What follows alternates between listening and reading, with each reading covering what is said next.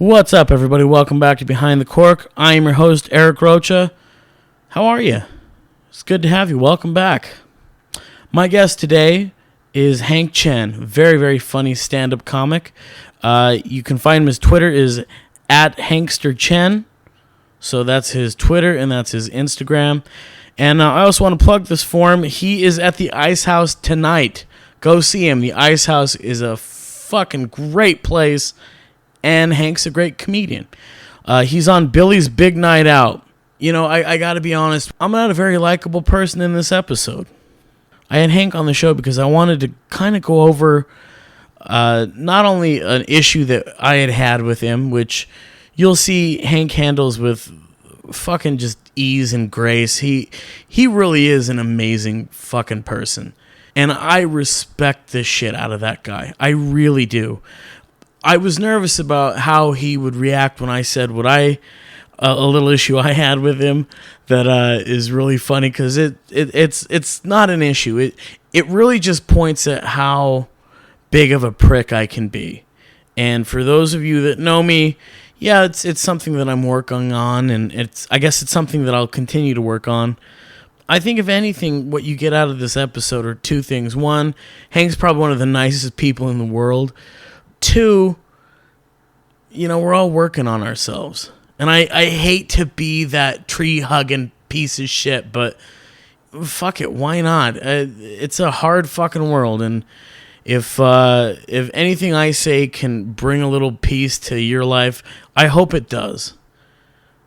I really do. So, anyways, Hank and we talk about the little issue that we had. By we, I mean I, of course. This is the other reason I respect the hell out of Hank. In terms of gay comics and really gay culture, Hank is very live and let live. And it's weird because I think in my head, I think that a lot of what happens on Twitter, the left attacking the right attacking the left, I was a real asshole because I thought Hank was one certain way. And when I asked him his opinions on stuff, he's very even-handed. He doesn't judge shit. He really doesn't. I really endorse him, guys. Check him out. He's a great person. He's a great comic. And he's all over the fucking internet. And yeah, he's got movies coming out. The dude's a hustler, man. A lot of respect for him. I went and saw It Chapter 2. Wasn't crazy about it. There were a bunch of little kids in the movie when I was there. You know, I read the book, and I'm not one of those snobs that are like, oh, the movie's nowhere near as good as the book is. You know, I think both of them have their qualities, and they should both be enjoyed. But one thing I didn't enjoy was, like, all these little kids were in the movie, and I was like, holy shit. And when we came out, they were like, that movie wasn't even scary. How fucking stupid. You know, it's scary. It's just the movie can only show you so much. And I was just kind of listening to this conversation, and these kids had no real fucking danger in their life. They grew up in Sherman Oaks. They've never fucking been under the threat of being kidnapped. They haven't. They're fucking babied, you know? When I was a kid, there was a guy named Larry in our town. And it was a common known fact that if you were with Larry, he was going to try to touch you. And you know what we did? We stayed the fuck away from Larry. And it's true. If you're in Brush, you know who I'm talking about. He lived on the south side. I think he lived near the Perez's. So. But the thing of it was I guess it bothered me because kids really got kidnapped and mutilated sometimes. But not in today's world. Today, it's they have other worries. Won't somebody please think of the children? It's all you hear in this country. Children, help the children. What about the children? Save the children. You know what I say? Fuck the children. I think if more kids were kidnapped, then it would have been a better movie. Jesus Christ. If you're still listening, God bless you. Here's Hank Chen.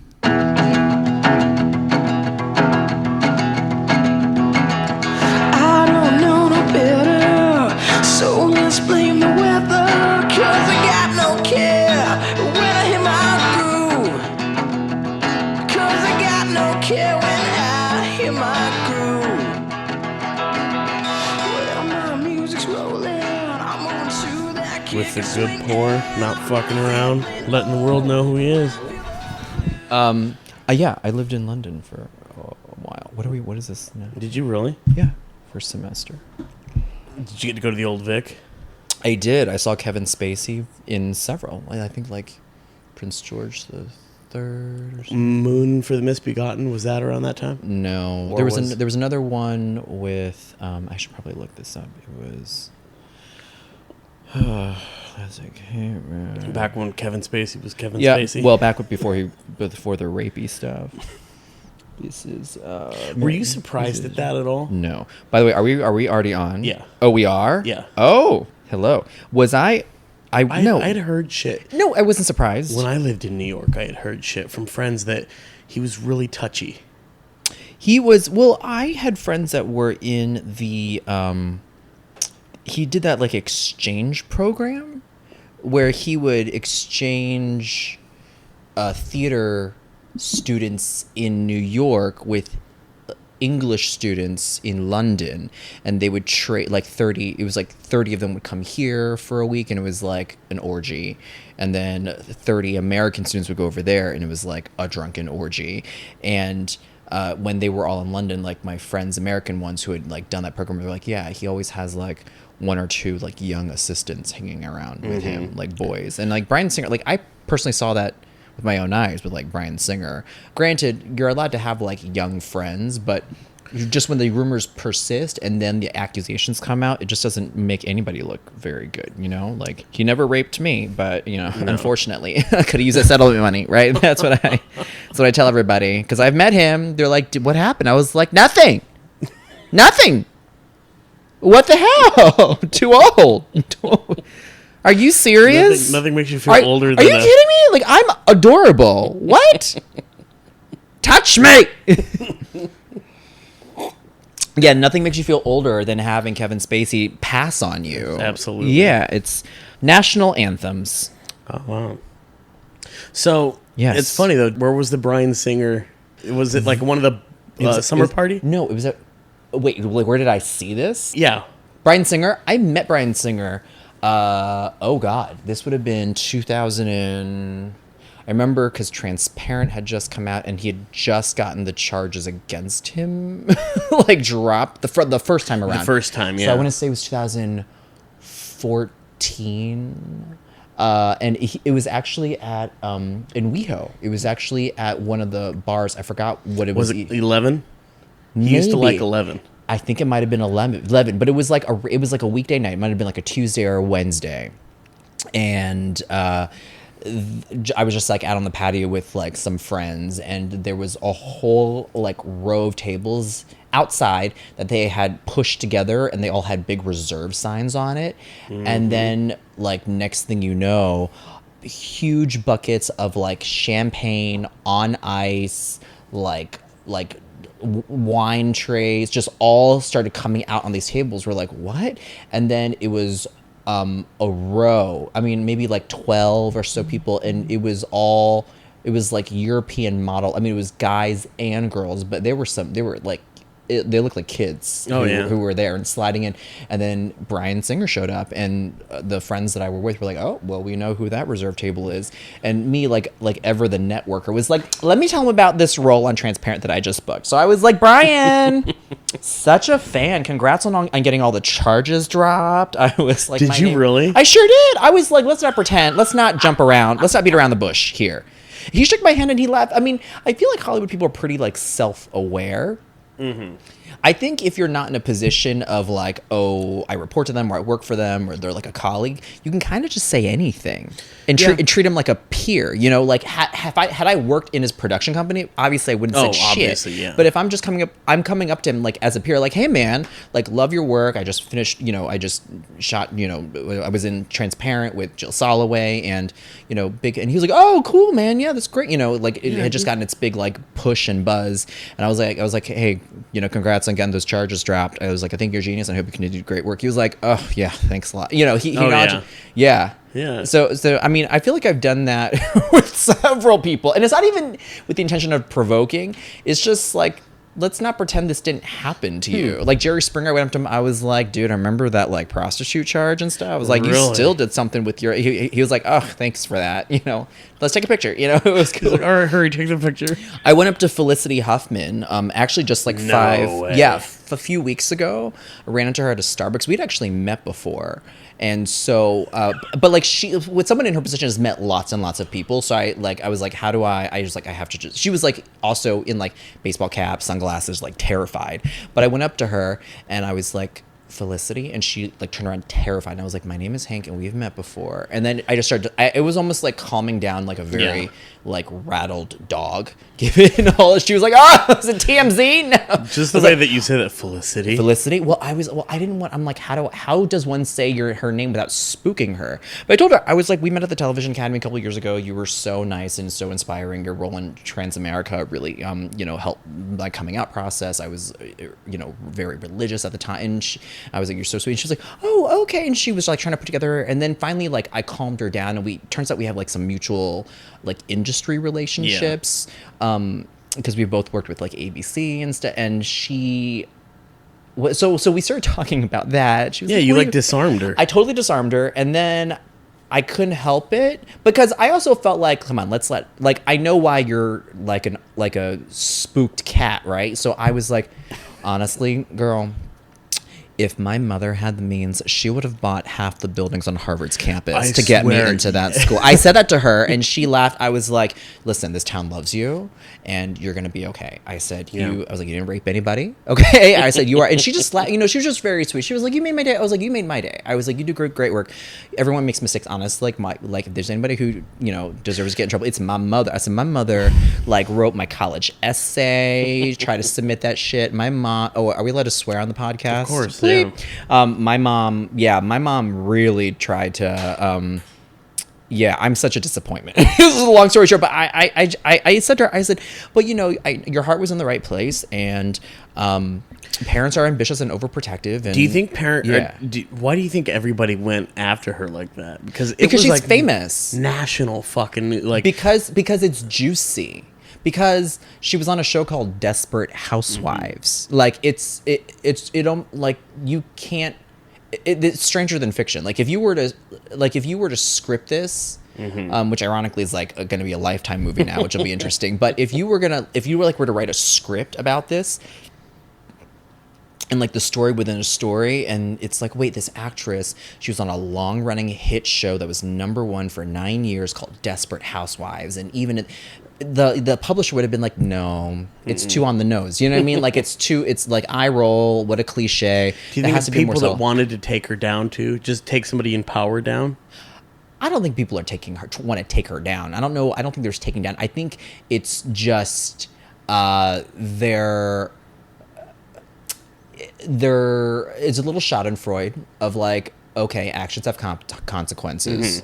Of like, you know, I mean, this is a woman, and Lori Loughlin too. I mean, she and her husband are worth like tens of millions of dollars, like if a lot of money. And Felicity, I mean, her salary was very popular. I mean, by the end of the run of the show, she was making hundreds of $1,000s per episode, 22 episodes. You know, I mean, so when we're looking at the lifestyles of the rich and the famous, I think it makes us feel a little better when we like chop them down a few notches. I think that's American culture. Like, I think it makes us feel better when we're like, Donald Trump is so stupid.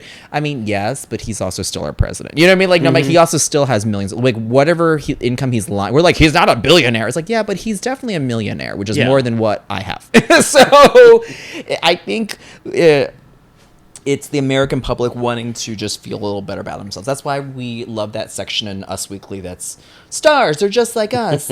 They get pedicures. It's interesting. They stand in the security line at the TSA. We're like, yes, that's right. No special privileges. We're like, you bitches going to jail. You want to break the law, you go to jail. So, yeah. I actually went to one of those Bryan Singer barbecues. No way, at his house? How old were you? Well, it was. I know, right? No. How'd you get in? It was. Yeah, that's exactly. I was a color part. Were you the help? He only likes young white boys. How did that happen? I wouldn't have been invited. So, it was a friend of a friend. Yeah. So we went to theater school together, and he moved out here. I talked. What theater school did you go to? AMDA. Okay. It was so. AMDA. Yep. Yeah. All right. So. What was interesting, though, was they brought me along because it was like, okay, I knew a lot about film. So they brought me in as kind of a rudder. So whenever Brian would talk about film, then I would be able to be like, oh, yeah, actually, I saw that. And like we'd talk about Fellini and shit like that. And it was so weird because talking with him about film was a blast. Because Brian was a fucking brilliant guy when it came to film. And what's difficult about all these situations is it's hard to separate the art from the monster. Oh, God, yeah. I mean, no one's denying the fact that Woody Allen is, a great filmmaker. I mean, in retrospect, I think some of his films maybe are a little too gosh darn chatty, but these people are all very talented. Kevin Spacey is American Beauty is still one of like my favorite films. Oh, yeah. Made me want to act. Yeah, it was heartbreaking. It was great. Chris Cooper, didn't see how that. good is Chris Didn't see Cooper? that coming. Or how about, Allison can we talk about Allison Janney? Yeah. Subtle, she was quite the abused wife and quiet. I'm sorry for how things look around here. Yes. Sometimes I'll just say that. Wear a raincoat, just traumatized. But it was in Annette Bening, lest you're gonna spill you're gonna spill beer on the couch. It's Italian silk. It's just stuff. It's just stuff. It's what's crazy though. So these guys are so, and I'm not like, oh, they suck, like the music. Oh, Michael Jackson, his music sucks. I was like, no, his music's great. I mean, he raped little boys, but he's a great singer. Like, no one's gonna take away the entertainment aspect. How do you feel about that though? I have complications. I mean, I think I have to look back at it objectively. I think the best thing for me to do is to not lie to myself, to not lie and pretend like I never liked any of this stuff. It'll probably be a while before I watch American Beauty again, if not, like, if ever, like, I'm not going to automatically turn on Michael Jackson, like, on my YouTube's playlist, but if it's, like, playing at Starbucks, I'm not going to walk out. I won't seek this stuff out anymore, but it would be a lie and probably a disservice to myself and my own authenticity to be like, oh, his music wasn't great anyways. Oh, I never liked X-Men. Brian Sing, no, X-Men 2 was a great film. It was a great film. Too bad he didn't know how to like ask for consent. So, right? That's how I approach it. How are you dealing with it? It doesn't. Well, you met the guy too, and does that make you like him more? The weird thing about it was when I had met Brian, it was a very, very, because we talked about it once at Fiesta Cantina, and because I bought him a beer, which I told him, I said, you've bought every single thing when we've hung out, and I said, let me buy you one beer, just once, and he was like, okay, yeah, and he could give a shit less, but it was. I'll tell you more about it. Off the record? Yeah, there's some names that pop up. But what's crazy about it was he voiced to me that he knew everybody wanted something from him. Interesting. And he's like, nobody really gives a shit about any of what I do. And it was interesting because he was very well aware that people saw him as something of an ATM. And that made me sad because it was like, there was one time, and I won't say who the director. They were young, very handsome directors. But we were in Brian's office one day, and he was showing me stills of X-Men. Because he knew I loved, like, Ian McKellen. He knew I loved Shakespeare. How did you get into, like, this very cordial, friendly relationship with him? This wasn't just, like, him passing at a party. You like, had his number and texted him. Mm-hmm. Interesting. So it was just friends, because, I said, I got invited to a screening he did of a movie. What movie? God, I don't even remember. It was a movie he was silently... That good, huh? I'm just kidding. No, it was awful. It wasn't one of his. It was. He didn't direct it. Yeah, he was funding, and it was just... Ugh. So we went to a party afterwards, and he had this gigantic poster of Federico Fellini's 8.5. And Hank, It was customized, framed. It was huge. It was probably about the size of this wall, You're but kidding. turned that way. What an interesting inspiration. Yeah, and it was like, holy fuck. And I was telling my friend about Fellini, and I was telling the story about how Fellini turned down this giant tax credit he would have gotten to shoot in his hometown. And he turned it down, and they were like, why would you not want to shoot in your hometown? And he's like, because it would kind of make small all the memories I had of it.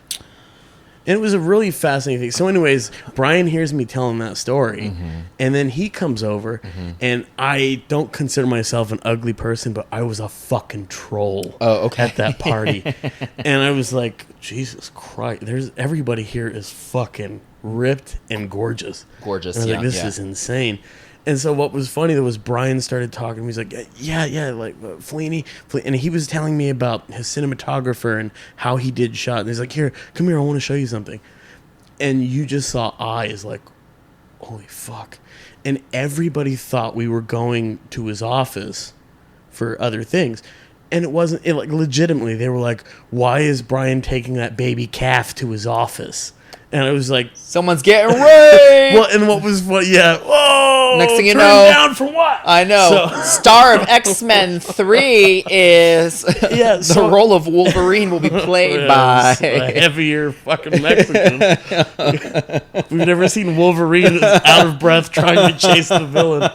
So, anyways, we went down there, and it was legitimately telling me about Billy Wilder, and we were talking about Coppola and all these fucking people. And so he's showing me all these stills, and this fucking young twink walks in.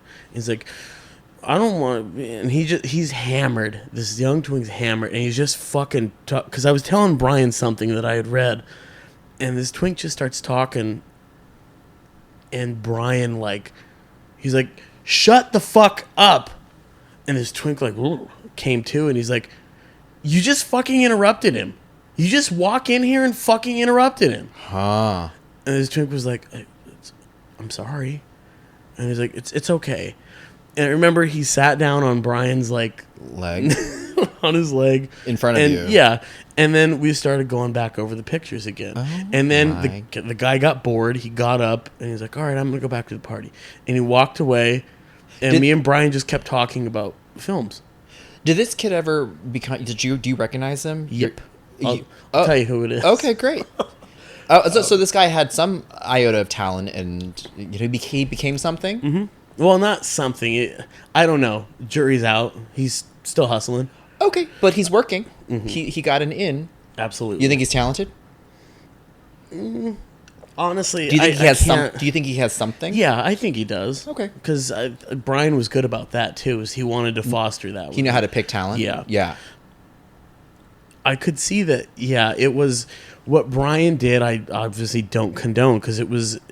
He knew what the game was, and he played the game. It's was dense. this kid underage when No. he came in? Okay. I never saw. That's an really the underage kid. main issue. The Yeah. main issue was that he groped, potentially raped, And like that- underage kids. I was like, I mean, when it comes to like, it's just consensual. I don't care. I mean, you can be 20-year-old with an 80-year-old. I was like, listen, we're in the gay community. I've seen some Yeah. interesting pairings, Oh, okay, yeah. and I can't judge. But they seem to both be willingly in No it together. shit. And that's the thing of it. Like, I saw Brian check IDs once. Oh. No bullshit. Because it was like, Oh. holy fuck. Like, it was that kind of a thing. But this is the other interesting thing at this barbecue that I was at. So it was daytime Yeah. barbecue. It was, it wasn't at Brian's house, too. It was at another guy's house who had a pool. But anyways, it was me and my friend, and there were these gorgeous guys in this pool, right? And they literally would just walk around. And it was like that was their job, was just walk around and be fucking gorgeous. Were they friends, or do you think they were hired to just I don't be know. eye candy? I think they were friends because Brian had so many good looking people. Literally, I was like, this guy like backed into me, and I was like, sure. And I just like started rubbing his shoulders and shit like that. Oh my! And it was God. just like, wow, this is fucking crazy. Like, Wow. And what was so funny though was they let me do it. I think because they thought I was somebody. They didn't know because who they're you like, were. This producer. this is a fucking troll at our party. He's got to be somebody An important. associate of Oh, fuck Brian's. yeah, right. Absolutely. I Or don't they could have know. just been into you. Maybe you should take some credit. You don't No. know. You don't know. God bless you. Hank. Everyone has a type. Yeah, God bless you, but no. I don't know. And the biggest thing too that kind of fucked with me when I saw Brian checking IDs, and when I saw all of these people just talk, the shit that they were saying about Brian and just what they wanted, and like From him. when one guy came up to me, and he was this fucking 19-year-old kid, and he was like, yeah, and he was charming me up, and then he tells me, he's like, I feel like I'm a really good actor. I just need a chance to prove myself. And I looked at him, I was like, yeah, me too. It's like, what the fuck? And then he kind of looked at me, and he's like, oh, well, just, I wish Brian knew that. And I was like, okay, I get what you're doing now. Oh. But that always, like, it definitely left a different taste. So, like, when I see charges and allegations, the craziest thing that I can say Brian definitely, that I saw, was it was just like, okay, anything Brian wanted, he could get. What does that mean? Arrangements with people that he Sure. liked. Like, Got if it. he thought somebody was cute, yeah, it could Come on, get it. right. But Because I someone would never- arrange a price, Yeah. a time. Well, in terms of price, like I said, fiscal, I don't know because I never saw that. But if Brian liked somebody, yeah, they could be arranged to be brought over and in that circle. Introduced, yeah. But the one thing I can say I never saw, and like I said, I never saw it, doesn't mean it didn't happen, was I never saw underage, I never saw illegal shit. I saw shady stuff, but I never saw illegal shit. Sure. Because in my eyes, what I always saw was like, oh, this life isn't real. I mean, sounds like a self-imposed prison. And also, he surrounded himself with all these gorgeous, beautiful people. Then none of them liked him.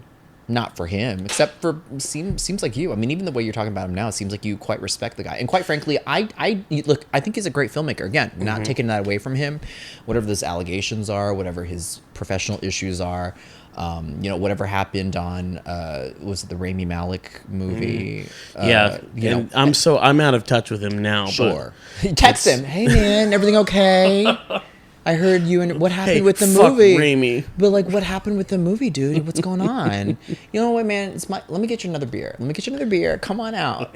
Meet me in Sherman Oaks. I'll tell you one story that happened that. Yeah. Because like I said, I never saw Brian do any illegal shit. Sure. The one shitty thing I saw him do was there were some guys that were at one of the parties he had. Sure. And they all went home. They did their thing. It was either the next weekend or later on down the line.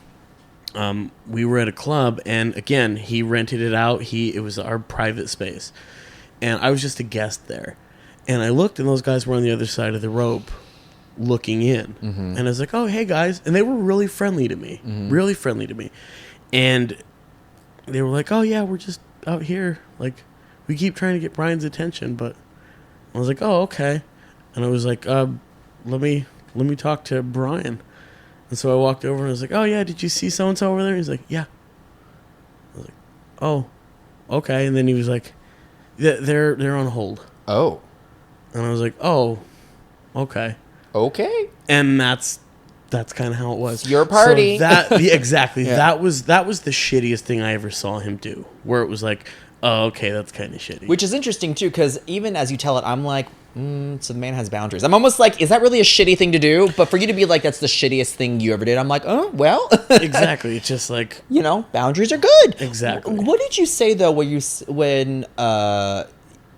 said a bottom can't rape a top, or but it's not to say a bottom can't rape a top. What did you mean by that? You're saying like he liked to be with a lot of. Yeah, Brian, to my knowledge, I thought he liked the bottom. Oh, all right. So. Yeah, but yeah. Yeah, like I said, gotcha. though, that's not to say that, obviously a bottom can't rape a top. Coercion can always happen. Exactly. And so, women can rape men.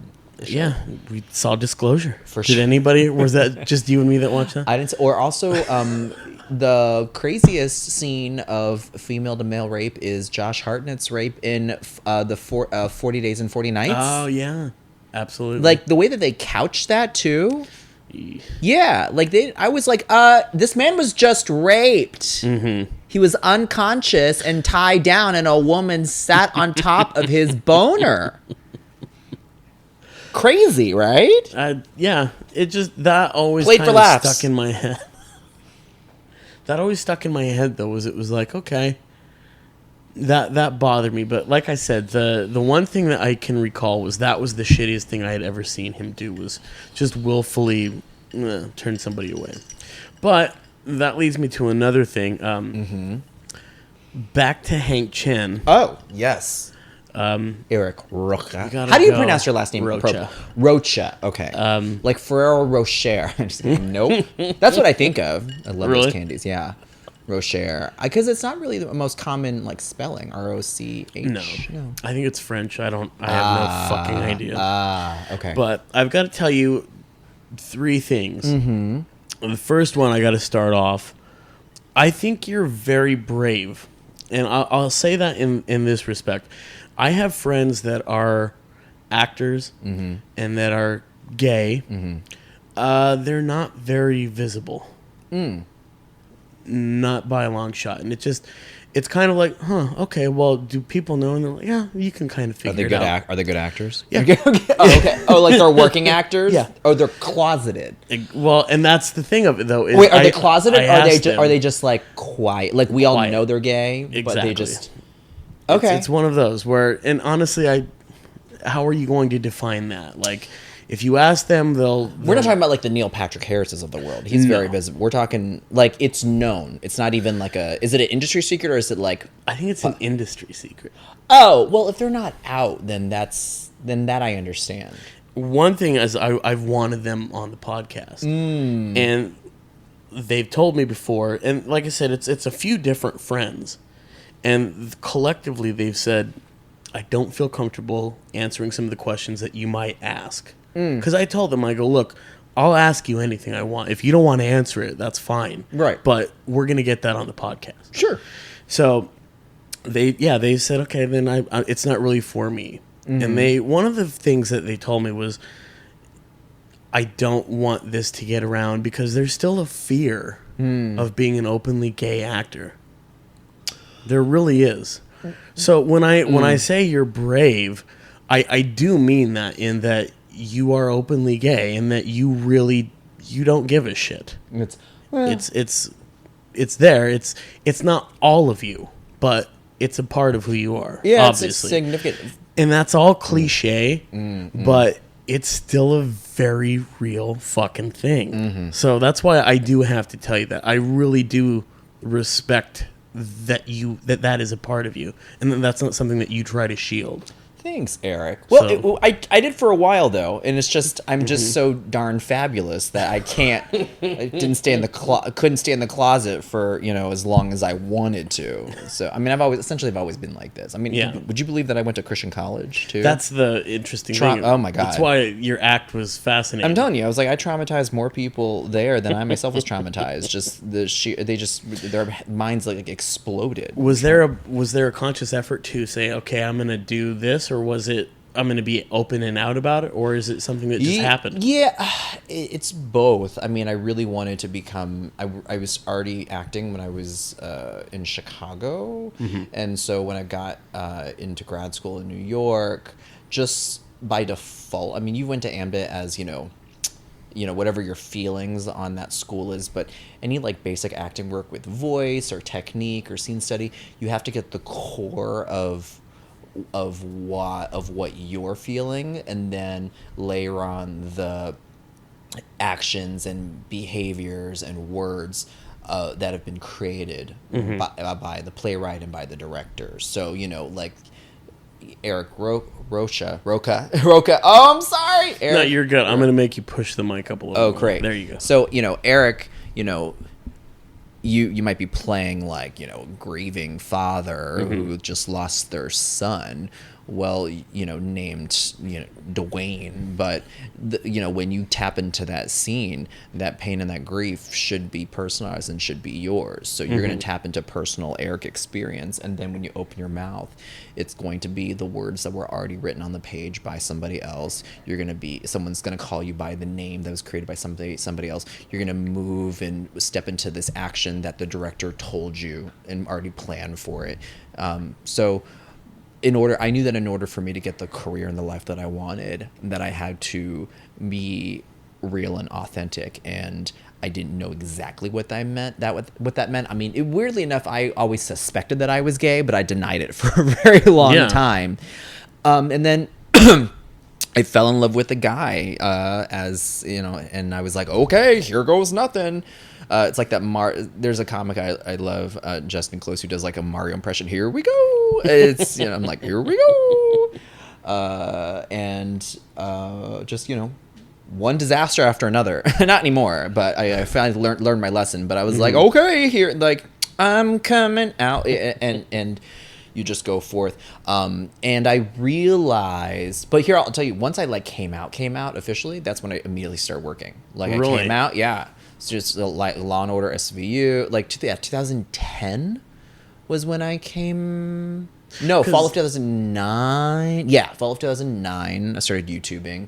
God, oh my God, 10 years ago. That's the thing of it. When I say you're openly gay about when you're out, you work, Hank. You're all over the internet. Like, because I was doing a little bit of research on this thing. I'm like, all right, I don't want to fucking ask him a lot of questions that he's been asked before. That's annoying.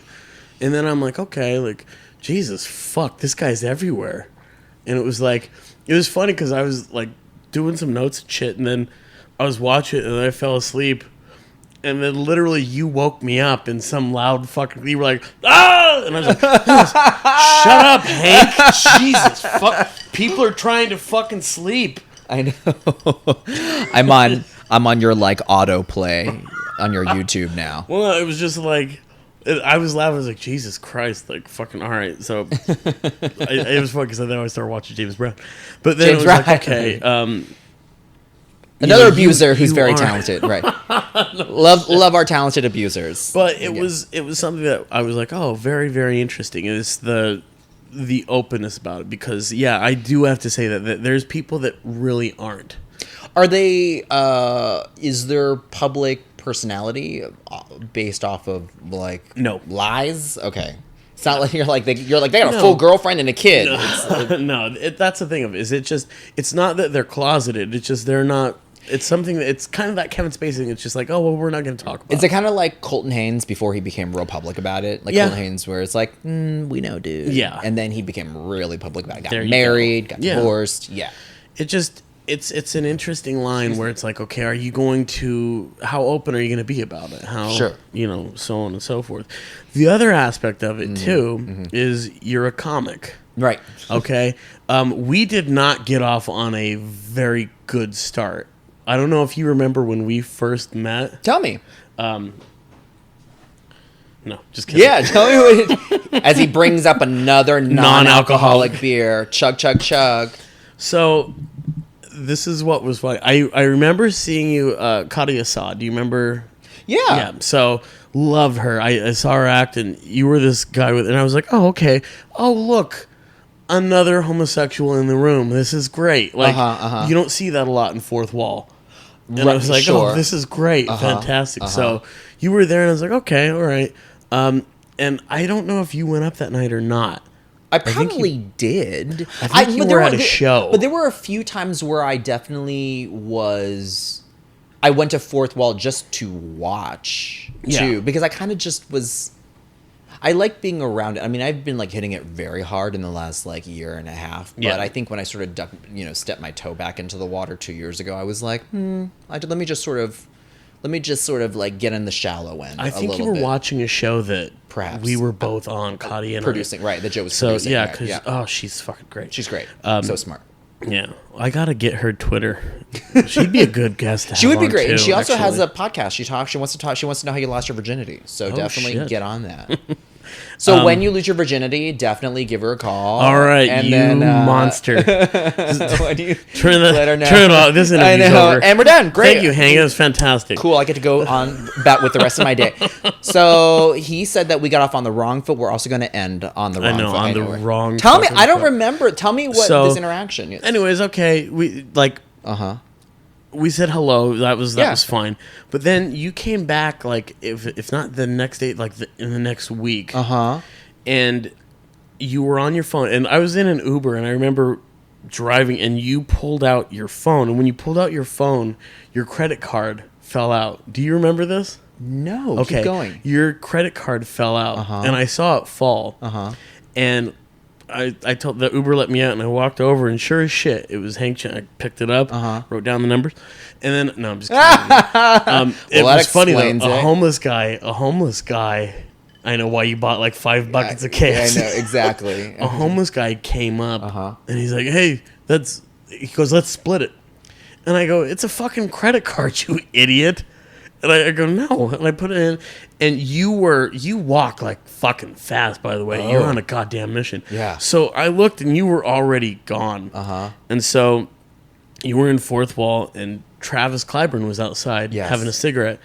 And I said, "Dude," I go, "that fucking guy pulled out his phone, and look, he dropped his card, I found it." And Travis was like, "Oh my God." Like, that is crazy. That's a good he's like, impersonation. "You're lucky and I go, "I'm going to fuck with him a little bit." And so you were kind of in the doorway, and I said, "You guys, I got to tell you a really funny story." And I said this? No, I said this. Okay. And you were on your phone, and you were doing something on your phone. Sure. And I go, "All right, so check this out." And you looked at me and you go, "Are you going to tell on stage? Because if I'll just hear it when you tell on stage." Did I really say that? And I go, "No, you're really going to want to hear the story." And he's like, "Okay, well, go, quick." And Travis looked at me and I go, "Quick?" And you go, "Yeah, just, I'm sorry, I'm just busy." Yeah, tell me your story. Yeah. And I go, "Okay." And I go, "So you were walking and you were still on your phone looking." I go, "You pulled out your phone and this fell out of your pocket." And you looked up at the card and you go, "Oh my God, thank you. I'm so stupid." And you grabbed the card and then you walked down and you sat down. And that was the end of our exchange. And I looked at Travis. Into the room, you mean? Yeah, yeah. Oh, okay. And I looked at Travis and I was like, "Okay, well, I fucking hate him already." And Travis was like, "Dude, he's probably busy. Like he's on his phone. He's really busy." Travis, the constant peacemaker. And I go, "Fuck that, Travis." Wait, when was this? This was years ago. Probably 2 years ago. Do you think it was like a fall of something, or I'm I like, what remember. crisis was I going through in my life? Well, no, and that was the thing. That it was just like, holy fuck. Did I seem like I was in outer space though? You weren't. And here's the thing. You weren't a bitch about it. You were very aloof, where it was like, and I looked at Travis and I was like, "Well, okay, I fucking hate him already." And Travis was like, "Now, Eric, he's probably fucking busy, dude. That guy's got a lot of shit going on." And I was like, "I don't give a fuck what he's got going his on." fucking I was like, credit card. I should have taken that card and fucking taken that homeless guy to the Ritz or some shit like that. You could have, because I would have just canceled it. I mean, whatever it was, all my car company's always been looking out for me. I was like, "Yo, I wish y'all had. You work hard, you deserved it." And I didn't know where it was, so I'd be like, "This hotel charge and all of these, the caviar and the pornography, this is not mine." I would have an alibi. I would have found something that you liked. They would have refunded all that shit. And I would be like, "Cool. I hope whoever bought it needed it, because I'm not paying for it." My card's got back. I'm a long-time customer. So that's what happened. Okay. That was my strike against you, where I was like, "This motherfucker." And I was so annoyed. I was like, so much for gay people fucking sticking together and shit like that. Did you perform? So were you in that hour with me? I was. Were you okay? This is what happened. This is what happened. So we went up, and after I went up, then you were more like, "Hey," and you were like, "Hey, that was a really good set." And I go, "Yeah, thanks." And I walked away from it. I was like, even Travis was like, "Oh God, you're such a fucking asshole." Oh, how funny! You know what? I do remember that. I remember the end of that because I remember you just being, you know, what's funny? I just extended that narrative to you. I was like, oh, he probably has something going on. I was like, because I remember that was you talking about like go Eric, like you killed as one can kill at a mic. Oh, and so I was like, oh, that was really funny. And I like to tell people when I think there's. When I think the feedback is constructive, because I know at mics everyone's working on stuff for the most part. So yeah, dude, like, first of all, thank you for finding my card. Second, I'm sorry I didn't give you the accolade that you wanted. Yeah, I remember you just sort of being like, oh yeah, cool, man. When I was like, and I didn't take it personal because I had no idea it was about. You were mad at me. No idea. That's so interesting, Eric. It was crazy fucking... But don't you wish, though, that you could go back and be like, wow, like, I hung onto all this resentment over a guy who it didn't even affect. Well, it was funny. That's because I do this to other people where I'm like, I am so mad at them. I hate them, and you can kill them. And it's like, they're just, like, living their life. La-di-da. There's like 4 people in my life. Yeah. Like, Travis knows... Travis Clyburn... Luke Allen, Alex Verzi, all of these guys, they're like, how can I say this? Oh, Luke was doing something. He's like, oh, fuck. He's like, and then I knew I had to apologize to you or the rest of the night was going to be a fucking wash. And it made me laugh because he's just like, that's just how you are. Like, we accept that's how it is. You mean for you? Like, they can read your mood. Yeah, and it's just like, because, like, there's friends that I know and I can read, like, we just read each other like that well. So... Anyways, what was interesting about it, though, was I felt that way for a while, and I was like, okay, yeah, I'm not going to, engage with that. Like you hate me. Yeah. Hold on, pause. What did you want? So you expected me to be like, let me give you a tip, let's go out? No. I thought it would be like a cool, like, oh, yeah, absolutely, thank you so much, man. Sorry, I've just been like... You thought it would have been more sincere. Yeah, it was just like, oh, okay, like, fuck. It was like, Jesus Christ, dude. Because I looked at Travis, and even Travis was like... wow, that was kind of brief. And I was like, brusque. Yeah, what the fuck was that about? Oh. And he was like, well, he's probably under a lot of shit. And I was like, oh, fuck. So, and then I remember telling the story to somebody else, and I was like, Travis, was it not brusque? And Travis was like, yes, it was brusque, but you are very sensitive too. And I said, I go, tell the fucking story. And he's like, I just did tell the story, Eric. And so we were laughing. He's like, Hank could have been nicer. Eric's taking it too personal. He goes, there you go. And meanwhile, Hank's like unaware in like cloud 9. And like, you're literally probably dealing with like an audition with fucking somebody. You're like, not even auditions. Like I was in like an abusive relationship at the end of like 17. I was there's some weird. That's why I was like, what part of what year did this happen? Because I'll tell you what was going on. I'll go back through my notes and let you know. And then like in fact, we didn't even go into my emails. We'll be like, what day? What Mike? What day? And I'll tell you what email I was sending. I sure will. Yeah. Well, so then the narrative extended even further where it was, and I think it's something that a lot of comics do, like it or not. I looked at you and I said, okay, this is an actor trying to do comedy. And I was annoyed. And I was like, okay. Well, there's a lot of those, and you have the right to be annoyed. Is he gonna is he gonna stay? Does he give a shit? Yeah. Because are these kids gonna be around? And okay, you know what I mean? Yeah, of course, he's a good performer. He's doing his shit.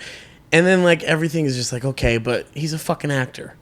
Right. And it's just like they're trying to do monologues up there. Or they're doing it to build a resume. Oh, their agent told them to take a UCB class. And that was the fucking thing. It was just like, oh God, some fucking agent told him to do you should do stand up. Right. And it annoyed the fuck out of me. And I was like, this fucking Hank Chen motherfucker who doesn't give a shit. Why is he fucking here? Why is he fucking here? Fuck this guy. And then I saw you host. And I was like, nobody that hosts at Fourth Wall is doing it for a resume. And that was when I was like, all right, you need to apologize to this guy. And I don't know if you thought like, because that's where it is now. It's a real contrition thing. So I was like, oh fuck, I need to tell you how this came to pass. Like, and then like I went to talk to you. You were like getting ready to go. You were on your motorcycle, And you were like, wait, when was? Oh, just like a few weeks ago. Yeah. And I was like, oh, that was weird. And it was weird because I was like, it felt like somebody that was trying to hit on you before you left. In reality, it was like, no, you're kind of a dick to this guy, and you need to make this right. Oh, okay. But you in a hurry, and you needed to leave it. I was like, oh, hurry, get him, hurry. So that's why I wanted you on here, though. Oh, is because, dude, I was a dick to you. I really was. In some respects, where I was like, okay, I don't like this motherfucker.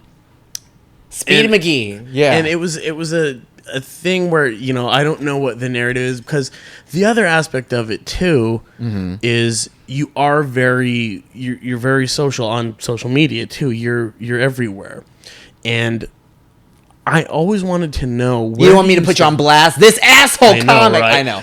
I wouldn't. I mean, if you go through my stuff, I mean, trust me, I got things I can say about some people, and I'm just trying to. I'm clearly, even just hearing this, I'm like, wow, I clearly am like in my own world for a lot of things. The awareness I don't know. is not I'm there. Yeah. a vindictive fuck too, though. That's the thing. Listen, I'm right there with you. But it was good though, because, like I said, when I saw you host, it was something where I was like, oh fuck, he's a good host.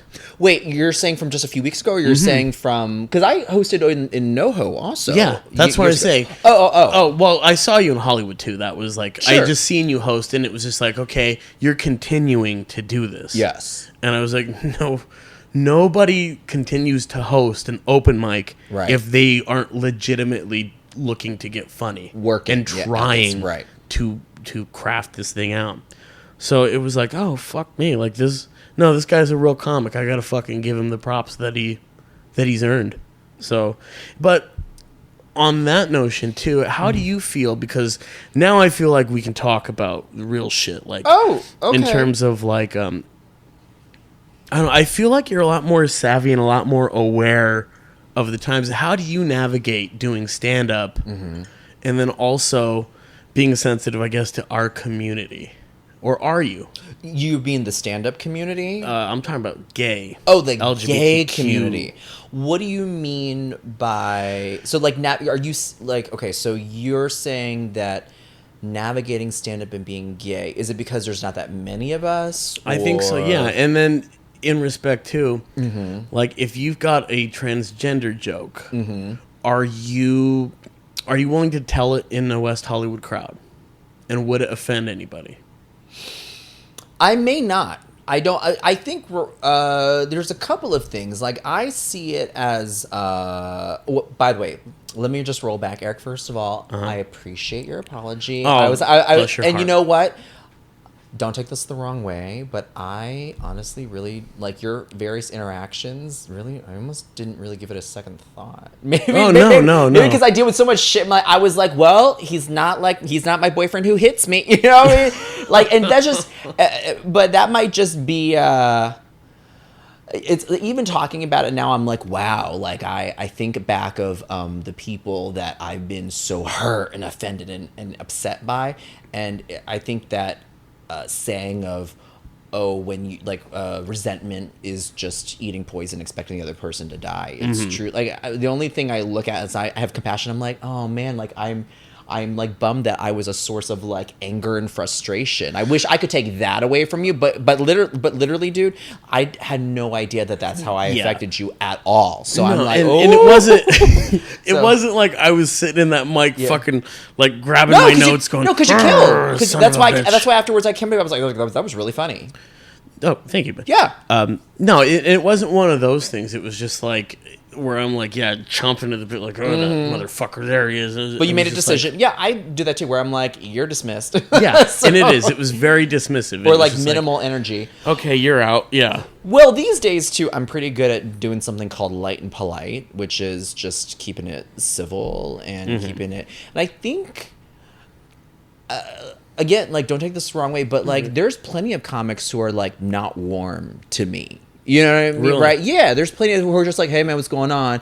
I think maybe being in the position of a host, they're a little more, because they just don't know the situation, and they don't know the position, or we follow each other on social media because we have mutual friends and we get to know each other a little more, and then they just sort of warm up a little bit. But I think at first glance, I'm pretty quickly dismissed, probably because of the ethnicity and because of the sexuality a little bit. Because so I'm really not. So I really don't take that personal. Yeah, you've got a thicker skin probably than most people realize. Sure. I mean, I will say I grew up with a lot of discomfort, and I knew how to. I have a lot of. I've adjusted to being able to cope and like deal with that. Yeah. And I think my biggest like skill set as an adult is reading my gut and being able and removing myself from bad situations, because oftentimes I'll stay and try to fix it. Yeah. So it probably was like growth for me that, you know, if you had been a little cold, maybe you weren't mean enough to me, that's why. Because if you were even meaner, I would have been like, okay, I need to make it my little mission to make this guy my friend, you know, like that's probably what happened. You weren't a dick enough, because man, when people are real mean to me, I'm like, I am here to save you. That's probably Really? Do you ever save him? I used to be. You know, the reason why I actually came, we're shooting this tonight, is I go to a 12-step meeting in the mornings. I'm an Al-Anon. Oh, really? Yes, so that's like my little Sunday morning ritual. I was raised religious. I'm not religious anymore, but I found a program that works for me. Nice. And it's all about like my self-care and Good. and literally self-care, and like not worrying about other people's emotions and taking care of other people and trusting that they can manage it themselves. That's very healthy. Wow. Trying to, because in this town, so many people want to tell you what you should be doing, what you should be feeling, what your responsibility is, and it's important to really like look at like what you agreed to be like, oh, actually these are my responsibility, this is my job. So actually this is a great circle back when you asked about like being gay and community and stuff. My job as a comedian is to make people laugh and to give them a good time.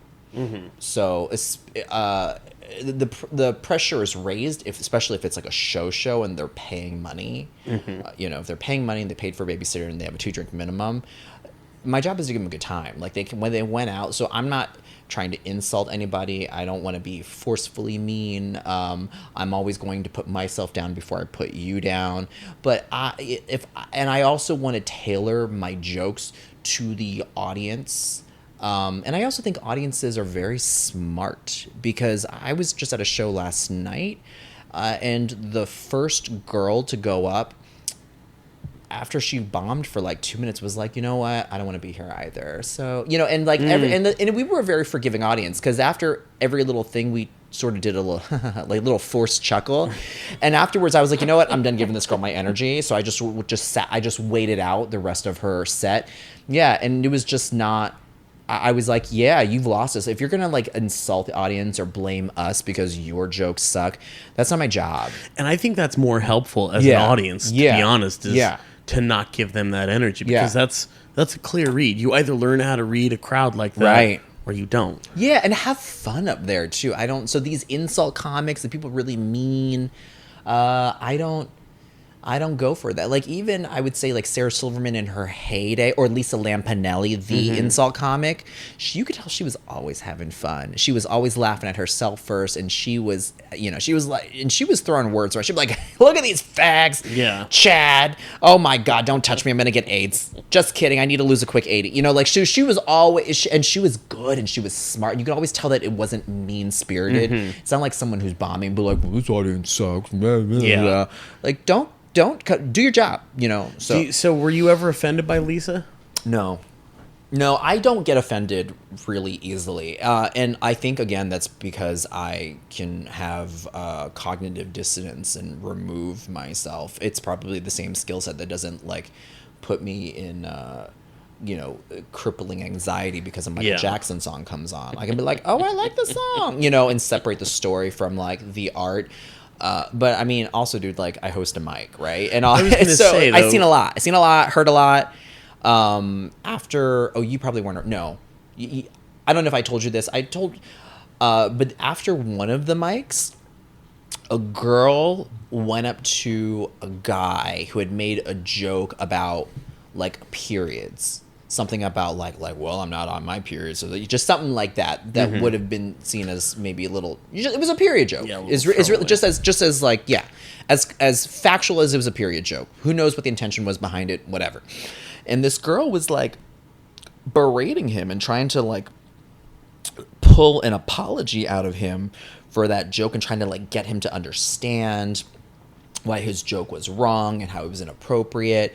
I don't know what was going on because I'm just trying to like reset for like the next hour. Yeah, I think it was like the 7 to 8 o'clock hour. So I'm like, turning on the lights. I'm like shifting chairs around and stuff. I'm like signing people in with the list and checking people off.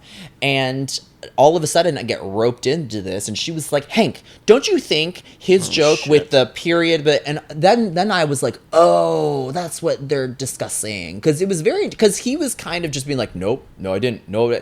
So I was just minding my own business, and then I got roped into it. And as soon as I heard it, I was like, Like, I need the two of them to get out of there because I have to start the next hour. But also, I was like, this is too much energy for all of us. I didn't say that, so I said to her, so I listened to her thing and stuff, and, you know, he said this, and I feel like that when you talk about girls in a period. I was like, you know what, honey? And because she was, well, don't you think so, Hank? Don't you think? And I said, you know, I've seen a lot and I've heard a lot. You know, I was like, I've seen the Asians eating dog joke. I was like, I tell that joke, in fact. You know, like, you know, I've heard people, you know, say fag. I've heard the N-word. I mean, this is a mic. I've seen a lot of crazy stuff. I heard the Jew stuff. I mean, nobody walks out alive at a mic. And the fact is, I think everyone here is just sort of spewing and digesting weird thoughts, fucked up thoughts about molesting children or raping animals. Yeah. Folks, that's open mic. Welcome, you know, and if they're lucky, they'll get one germ of an idea or one phrase that they might be able to run with to create a bit that could be palatable to you know, a regular Joe Schmo audience. Yeah. But that's not us. And so I said, honestly, honey, I just wouldn't take it personal. I said, I've heard a lot and I've seen a lot. And she was like, okay, well, I mean, maybe I am just taking it personal. I was like, you might be. I said, I think you are entitled to your feelings, but I've seen a lot. And I was like, if I got offended by everything that I heard in this room, I would not be able to get up off the floor. You know, if I was, so I just don't, I recognize what people are trying to do. No one's talking there with the intention of trying to be mean. These are just, we're all trying to just tell jokes or our versions of what we think are funny. And guess what? There's always going to be a victim in every single joke. You know, whether we're making fun of white people, we're making fun of bad drivers, we're making fun of Trump. Like, there's always, the butt of a joke is always going, and so, like, leave it alone. Yeah, That's no, how absolutely. I think about it. But I would not go into WeHo and knowingly, like, start railing against, like, trans people. Yeah. Because I also, I think, you know, they've been down. They've been, I don't like to keep people when they're down. And also, I don't feel like that would make, I don't think that would be a good time for the audience. Okay.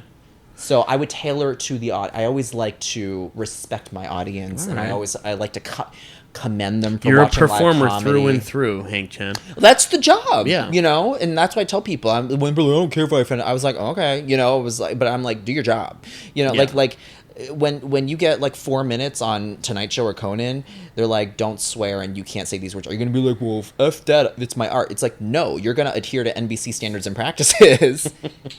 If you want to be asked back and if you want a career. Yeah. So these are just the restrictions that you have to work with. Sitcoms are half an hour if you're on broadcast. You can't be like, well, I want a 52 minute sitcom. I want a 40. It's like, no, this is the time that you have, and this is a structure that you have to work within. We all have boundaries that we have to. What do you think of adhere to. this of the Chappelle special?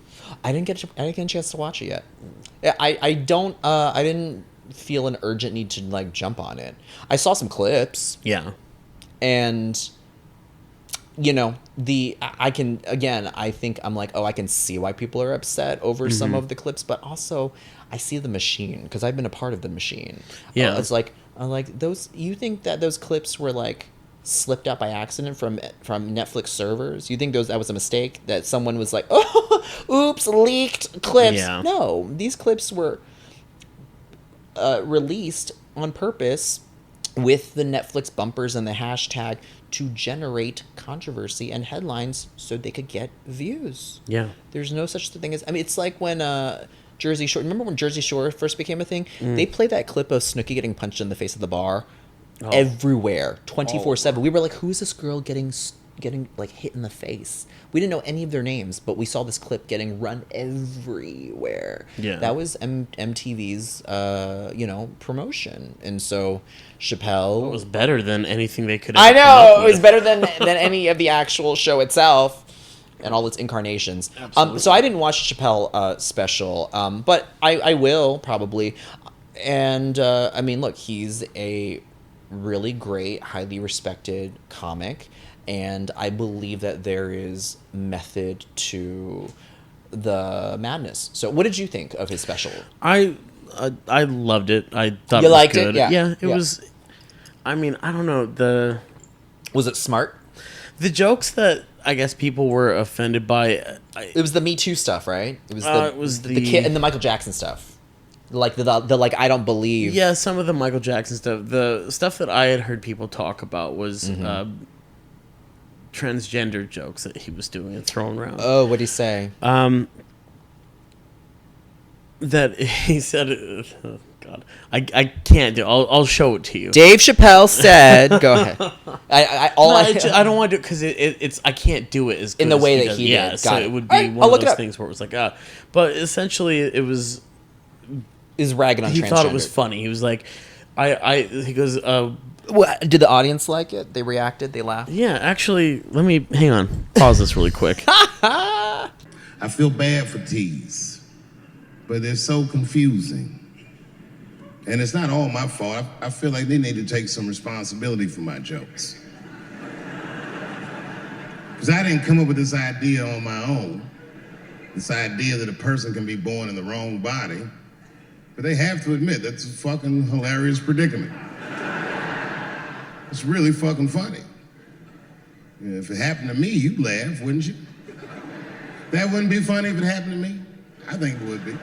What if it did? What if I was Chinese, but born in this nigga body? That's not funny. And for the rest of my life, I had to go around making that face. Hey everybody, I'm Chinese!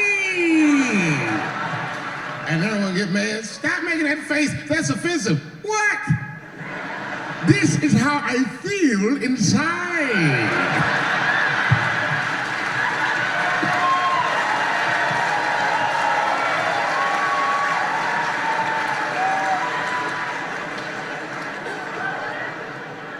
It's hard not to write these jokes. It's hard not to think about. Even when I watch sports, I be thinking about, like think about, okay, say LeBron James changed his gender. You know what I mean? Okay, can he stay in the NBA, or, because he's a woman, does he have to go to the WNBA where he will score 840 points a game? What does it actually mean to be equal? If I had a joke like that, and I wanted to go to West Hollywood and tell it, the intent really wouldn't be to hurt anyone's feelings. Right. And I guess that's where I struggle with it, is because the one thing that I love is when I can laugh at myself. And I guess that's the thing of it, is, can we differentiate between an attack and a joke? Okay, so let's say that was your joke, right? This is how I probably would have actually helped someone else with something that I was like, that might be coming across a little aggressive. And I said, what you might need to do is you might need to qualify your own position before you go on the attack. So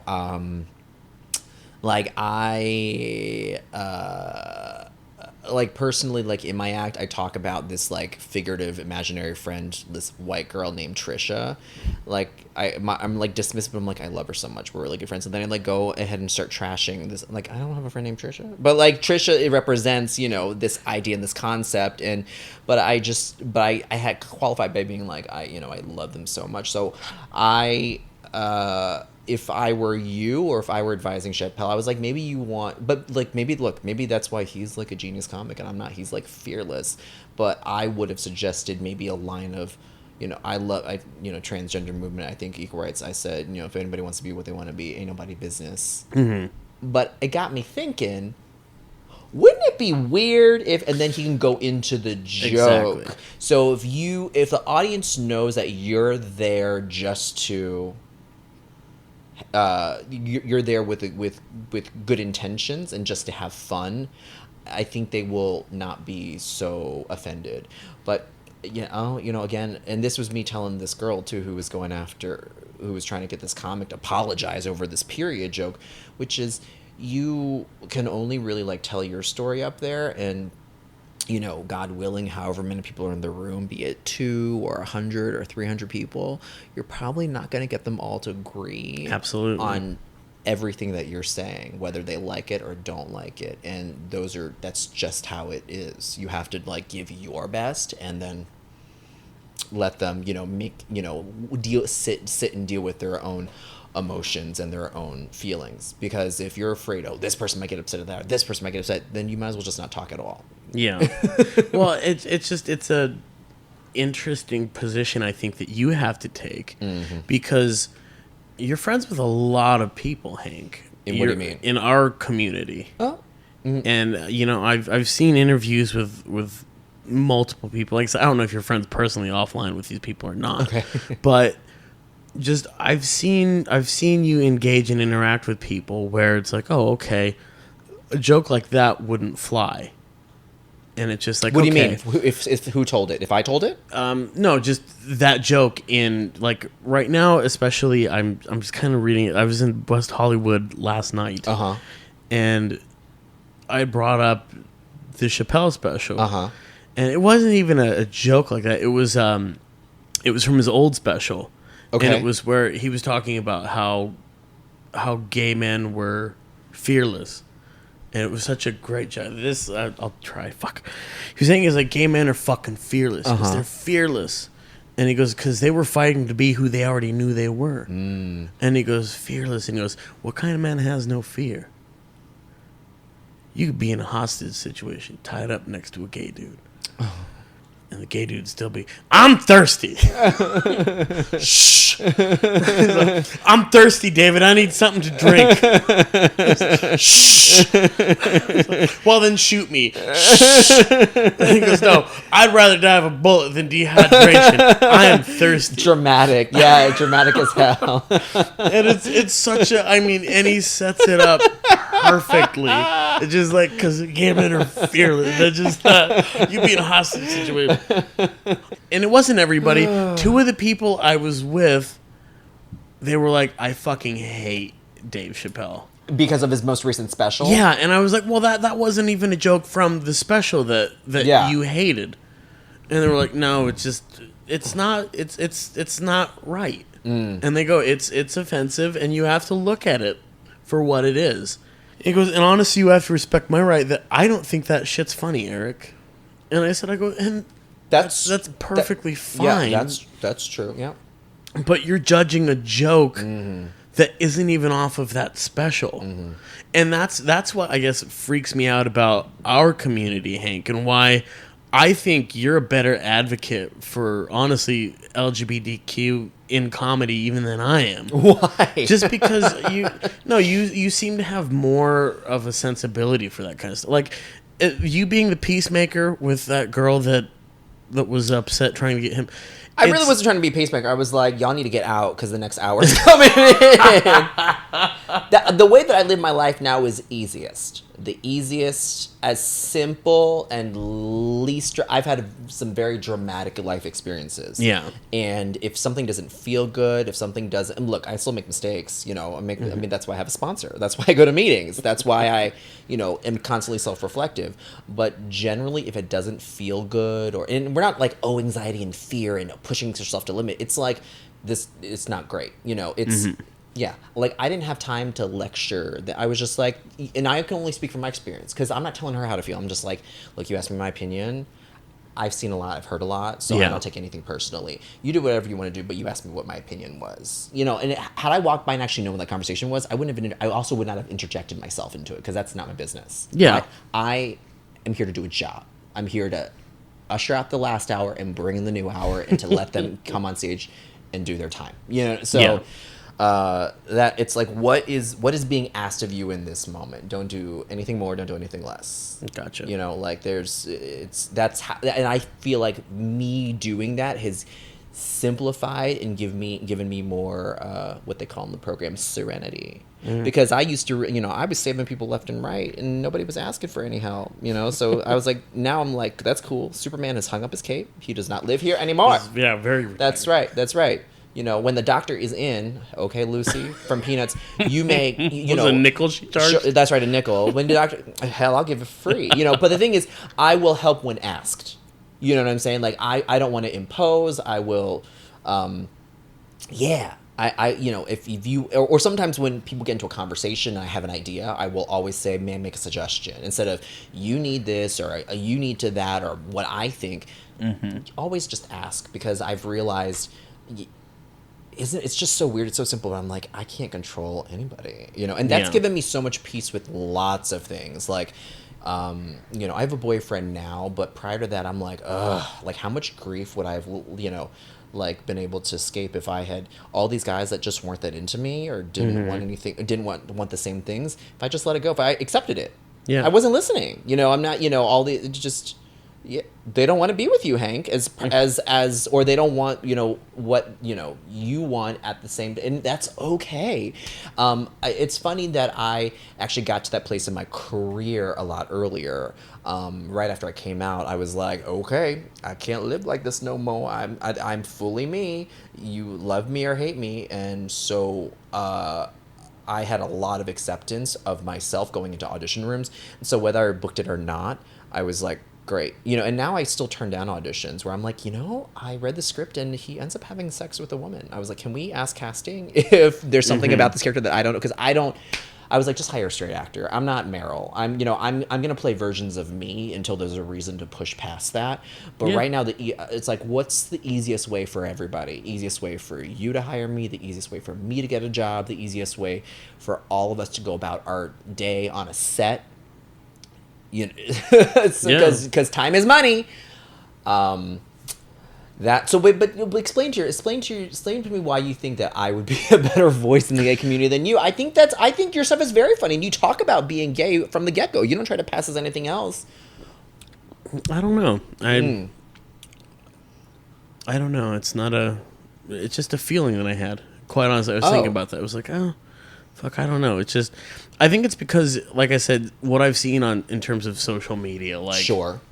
I saw an interview you did with, or not even an interview. You were on a panel, I think, with. Oh no, and you went and saw Davey Wavy. Davey Wavy and I are buddies. Yeah. And I was like, oh, I used to have a YouTube channel. That's kind of how I came out with the flourish. Yeah, and it was funny because when I watched it, I was like, oh yeah, I am definitely not a part of that. Like, you wouldn't want to sit on that panel. No, not that I wouldn't want to sit on the panel. Dave Rubin and Davey Wavy. It was one of those things where I was like, fuck, I don't fit into that. And it was just like, because I wouldn't feel like I not only just like the look, because it's just like, yeah, I don't think I could really talk about this or bring any insight that this demographic would want to hear. Do you have opinions about some of those things? Because it's okay if you don't. I do. It's just like, okay, you know, well, not all of those things, sure. But like I said, I don't know. I always say it this way in my acting. I'm not trying to run a bit by you. It's just, I feel like I'm gay, but I feel like I was raised by wolves in respect. Where it's just like, right. Okay, you know, I get what our culture is. I don't get all of the, like, how can I say this? Drag still terrifies me. Oh, the nuance, sure. The different subcultures. And what I mean by terrifies me is I had some experiences I remember on Christopher Street. And I remember having I was holding hands with my then boyfriend, and like literally fresh out of the closet. Okay. And I was like, wow, we can actually be this here In Christopher Street. this is New York. fucking crazy. Right, And right, I was right. like, and literally I was like trembling. I was like, this is fun. And I had a Led Zeppelin shirt on. I got made fun of for having a Led Zeppelin shirt my on. God. And I By a was drag like, queen? oh yeah. And I was like, and I go, sorry, I don't really know this style or anything. And they go, yeah, honey, we know that when we saw your shirt. And I was like, oh, fuck. And I was doing like The culture. Yeah. and that, like, it really did leave a lasting effect where I was like, you don't fucking fit in here, dude. Like, don't come down here with your fucking Led Zeppelin. Yeah. Yeah. And I was like, fuck, this is awful. And it was so, like, lasting, Hank, that I was like, fuck, I'm overweight. I don't dress the way that these people dress. Like, I do not feel comfortable here. And so, like, when I hear and those, like, were conversations that I commonly hear. That's why, like, when I hear you do a joke, it's like, oh, okay, good. Like, he's a funny gay comic. Like, there's common ground. Like, I'm not worried about, like, you know, Are there what some I'm that fucking wearing or what. Are there whatever. some comics that you're like, they suck? I mean, there's some gay comics that come through. It's interesting the number of people that have tried to that are sort of entering, and and maybe probably the same way that I was sort of looked at 2 years ago, where they're like, is he an actor just trying to do comedy? Is he a comedy? Exactly. Right. And that's like I said, it's though, like, how long are you gonna stick around to for? me, Right. to me, you have credit. Like, that's your street credit, is the fucking hosting. And mind you, it means jack shit, because my opinion means nothing in the grand scheme of it. But Right. it's just like, oh yeah, if people were to ask me, it's just like, okay, yeah, oh no, Hank's a comic. Like, no, this if you think this yeah, okay, yeah, no, I've seen Hank fucking work material out that works, and I've seen shit that doesn't work, and Hank throws it out. It's just like, but that's what a comic does, is he's working on an act, and it's not a fucking part. It's his act. It's his stand-up personal. act. Right. So, like I said, though, that's where it's just like, I remember seeing like the Davey Wavy thing, and I was like, I don't look like that. I used to watch a couple who does? of his videos. Davey Wavy. Yeah. Well, no, and it was very just popular. like that general Yeah, and the underwear with the demographic, and I was like, holy fuck, like, that's the brand that he does though, and now Yeah. he's like producing porn and everything. Yes, it's interesting that you held yourself. First of all, I'm sorry that with that experience, traumatizing. It's hard. I mean, but look, I mean, I can't think of anything specific now, but I've had multiple. we want to hear you. Get Hank. into the microphone. Put it next to your You're mouth. used to that fucking stage. Right. I'm trying to pull back. No, because what's funny is you can be away and still project. right. The Edith Skinner book is strong in you. I don't know I wanted that. I wanted like the body and like probably like the whiteness and what I mean, because there's discrimination against colored people in the gay community. There is. And I think a lot of my transition, my personal transition, because obviously, because we were talking about trans people earlier, my personal transition, my emotional transition. Yes! We right, broke it here we here go. first. Here we go. Woman inside a man's body. Don't judge me. The personal transition was I had to stop caring about what people thought of me. So instead of caring about what like maybe the community thought, I would just care about like opinions of like one guy, one like asshole who like who I was trying to date at the time, who you know, their opinion shouldn't matter either. But when it came to the masses, I was pretty I owned the fact that I was going to be different.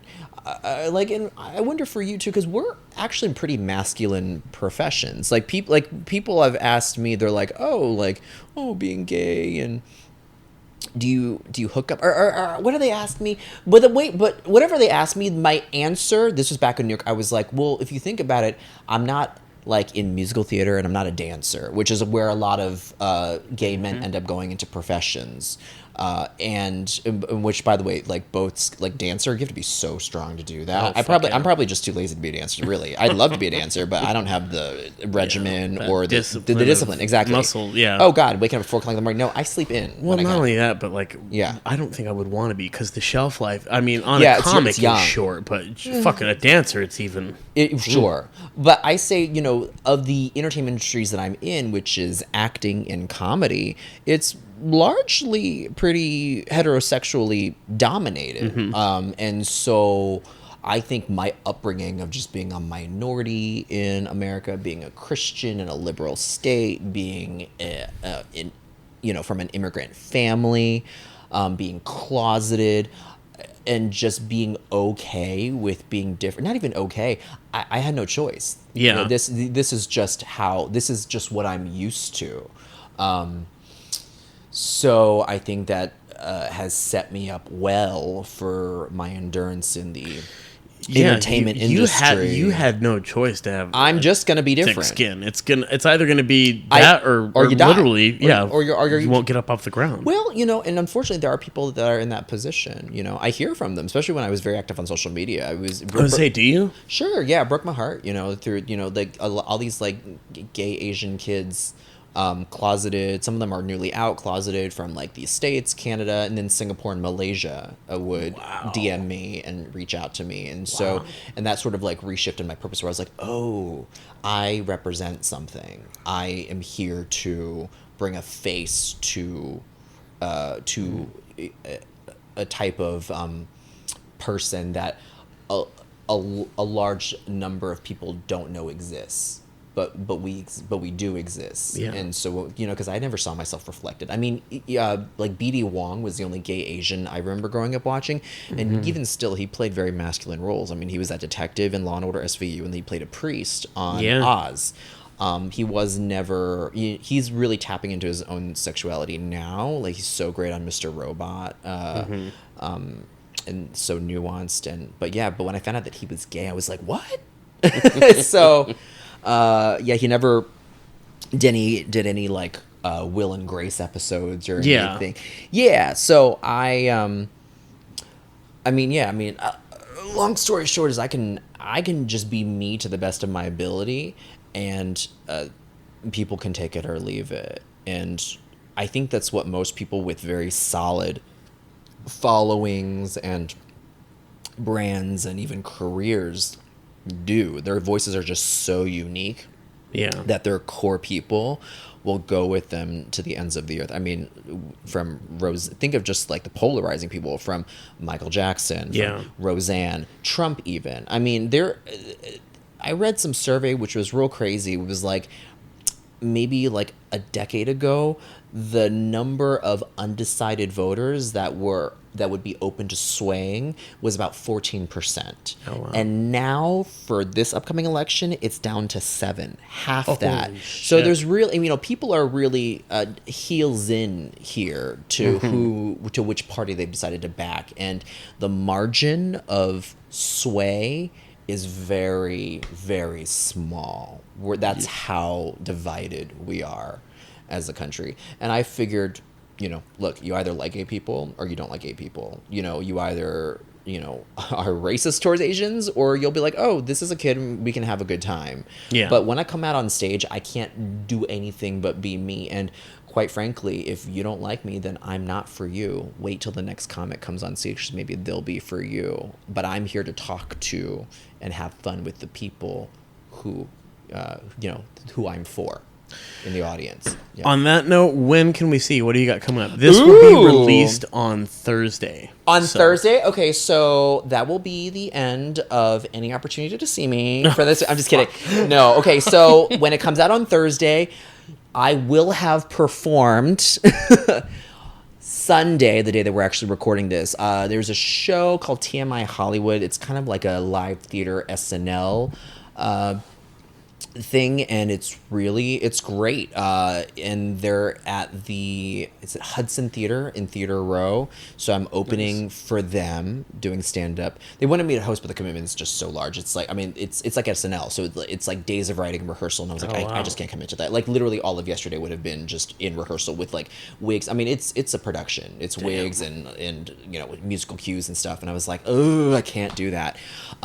Tomorrow, or should I say for your listeners, this past Monday, I am running a show. I'm running a comedy portion for of a congressional fundraiser for my friend Frances Yasmin, who is running for Congress. She's trying to like AOC this bitch.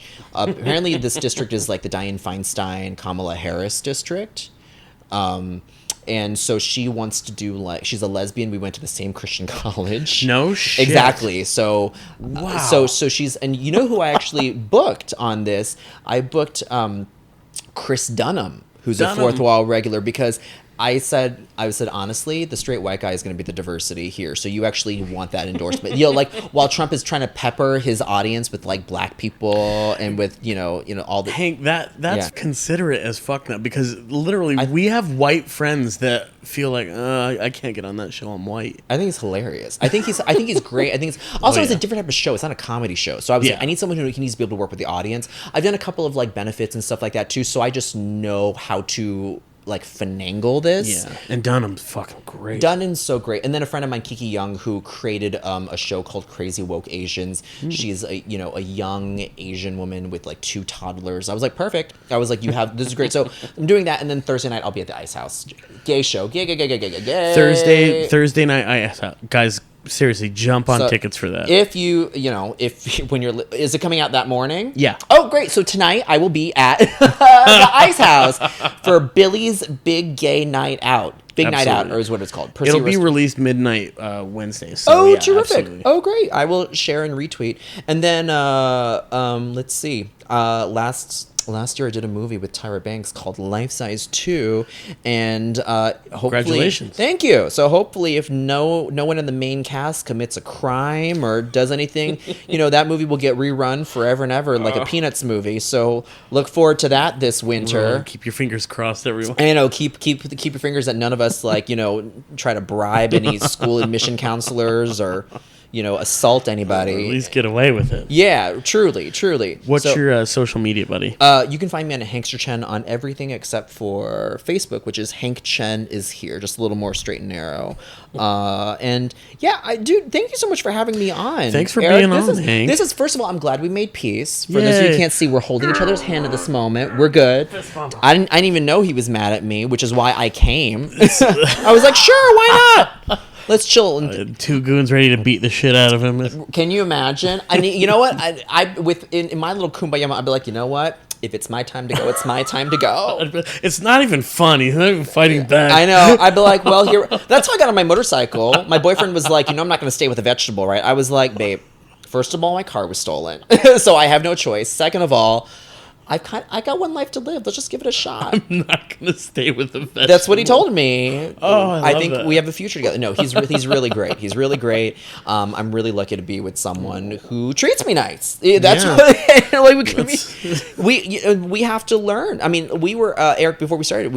I didn't realize how abused Tina Turner was. Like after this week, I'm gonna watch What's Love Got to Do with It. I had no idea. Absolutely, man. You got to text me what you think. I will. I absolutely. It's one of my favorite movies. Well, think about it. All these powerful. I mean, like Madonna was, allegedly abused by Sean Penn. Ivana allegedly abused by Trump. I mean, Rihanna and Chris Brown. That's for sure. And even Oprah talked about.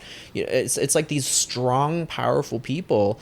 We fall for the crazy, and it happens to so many people. And my advice, if you have any listeners who are in a bad situation, get out, get therapy, get help. The state of California too really assists with that. I mean, I actually got they have a victims compensation board, so I got money. Really? Yeah. Good. Yeah. You needed to help you out. Yeah. Fuck. Well, I mean, they paid for some therapy. They paid for it was great. I was like, so I will never complain about paying my state taxes ever again. I was like, because the social services here for people who really need it are terrific. That's wonderful. So, and Eric, you're a gay comic that I really look up to, which is why I came up to you after our horrible, which I honestly, it came out of my desk. I was like, hey man, that was a really great set. And then I was like, oh, I guess he had to go somewhere. I was like, And then I'm in the park, I go, I fucking showed him. I was like, Shit, I gotta wait for that Uber. It just slipped my mind. No, and I'm telling you, you could have taken that card and you could have had a ball, dude.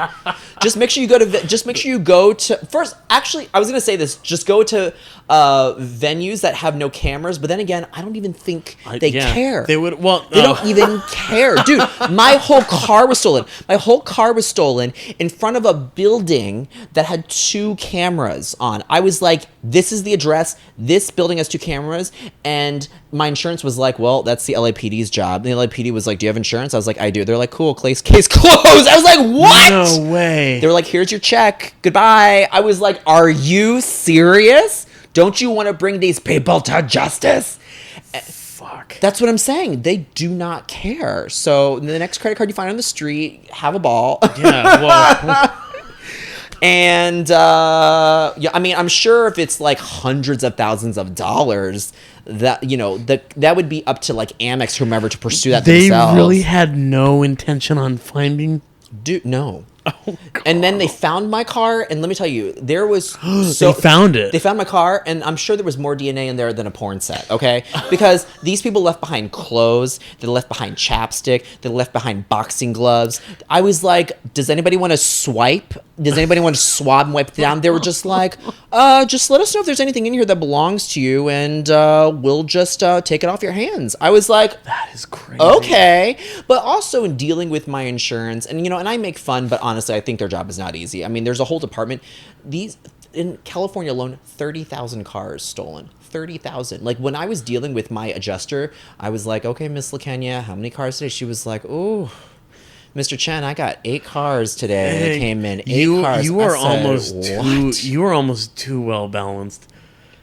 You're citing for the my own survival. I'm gonna be angry for you. Yes, Fuck go you. ahead. No, fuck. Fuck the LA. Fuck the police. Fuck you, people. Fuck the police. You get a goddamn team. We're gonna find some DNA. Yeah, my tax dollars are paying for your corrupt department. Do your goddamn job. So, okay, you're level, but I wouldn't want to piss you off. How's that? Yeah. Go ahead, Eric.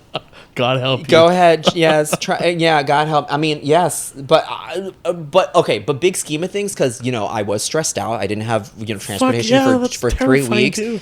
And also you're like, crap, all the stuff that was in my car. I mean, they did take a lot of stuff out of my car, but they also left some things behind. I was like, oh, my gym bag. I don't have to buy another pair of Lululemon shorts. That's convenient. Those are $140. That's $140. Those pants. Thank you. Like, grateful. You spoil me. I'm just trying. It doesn't do me any good to hold on to this anger. Like, honestly, I'm just like, you know what? All I can do is hope that whoever took my car needed it, and then I hope they die. Just kidding. I don't know. There it is. But yes. But if you think about it too, like Eric, right? On the flip side, like that time you spent mad at me, let's say it was 20 minutes. Again, I'm like, man, like now I feel a little bit, well, I'm like, I wish I could have taken that away from you because it didn't affect me at all. No, I was like, I wish, like I almost You never got my letters? No, I almost wish the wrong address. I wish I had some guilt about the way that I treated you, even though I had no idea that that's what happened. It just goes to show you that all this stuff, just don't take it personal, Yeah.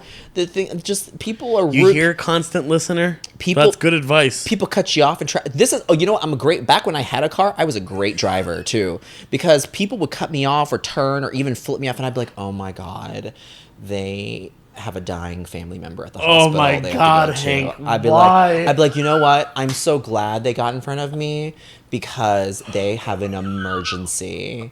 Go right ahead. Please go right ahead. You like can see that Hank was literally zippity dude up with truly, the birds on his shoulders. Truly, I would not be sitting here in front of you today if I did not have this outlook. Trust me, I would be dead in a ditch. You are dead in a ditch. I don't see how people could stay mad at you. How's that? Well, you know what? There are a few folks who don't like me. There sure are. All right, well, I can't control them. You know what? And if you're listening, come on. Feel free to come on to Eric's podcast and talk about all these things that I probably had no idea I did to you. We'll do those things that change my mind. Right. The Hank Chen special edition. Right. I can't wait for the list of grievances. I'll be like, did I do that? They'll be like, yeah, you did. I'll be like, oh, sorry. Didn't realize. You're like, yeah, I recognize one of those. And you'd be mad because I mispronounced your name. Isn't that the irony? Let it go, folks. I was mad, and then you mispronounced my name. It's like, Whomever I hurt or pissed off, I would like to send out a blanket apology. I probably have no awareness of it. And on the other side, too, I'm gonna let you know, because listen, I'm probably holding on to anger at some people right now, too. I'm probably going to let that go, too. See? Because they don't care. Hank giveth and They Hank don't taketh away. care.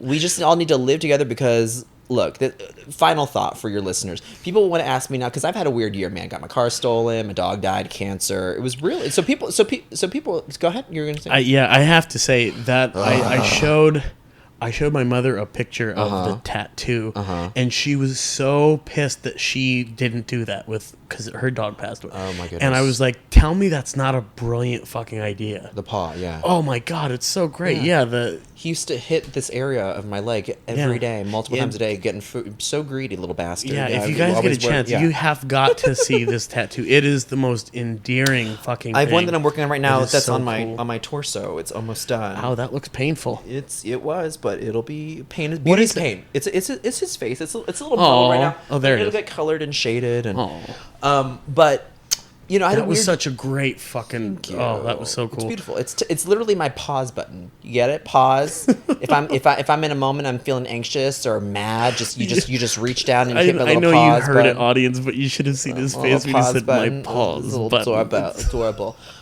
But when people are like, they're like, "How are you?" And you know.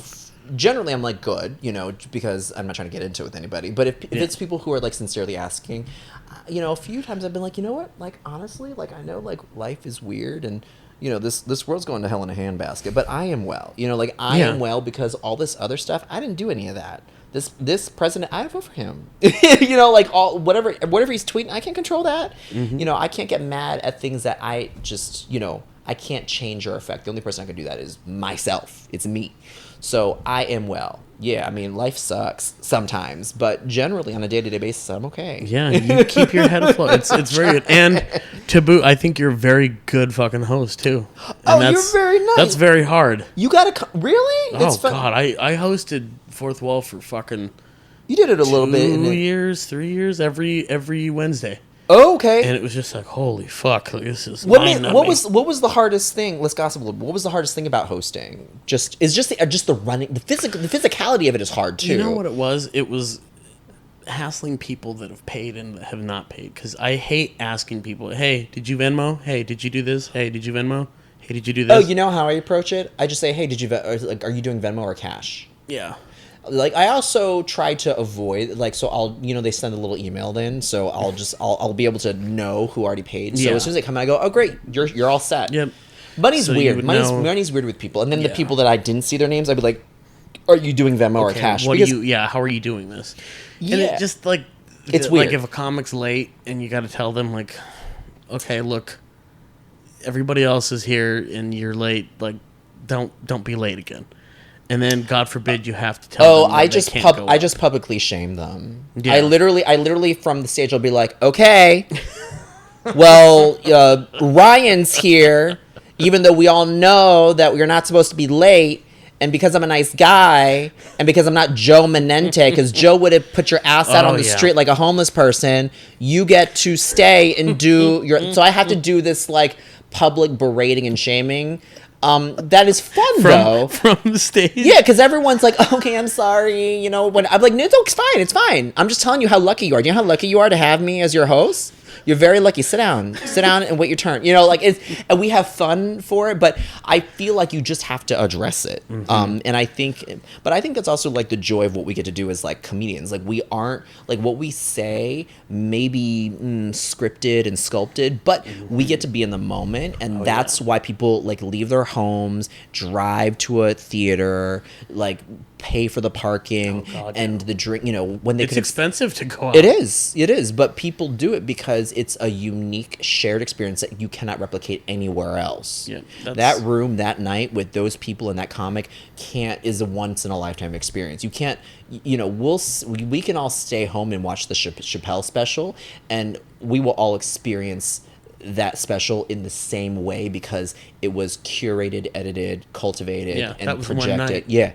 Yeah. So, but the experience that you share going to live comedy with that lineup, what people are working on, what people are talking about, what happened in the news that day is unique. And I mean, don't you have shows? I mean, of all the shows that we've done, or shows that you've either been an audience member of, or even the ones you've been, aren't there like a handful that stand out? You're like, that was a great show. Yeah, it's magic. It was magical, or like that great set, that perfect set.